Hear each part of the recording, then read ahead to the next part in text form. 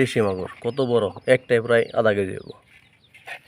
ডিম বোঝাই ফ্রেশ চায়নার জিনিসের দুয়ারির মাছ, ক্ষেতের টাটকা মাছ। সকালবেলা তুলে না, সকালে কোডা, দুপুরে যে খাওয়ার জন্য যে কুইটা রাখতেছে।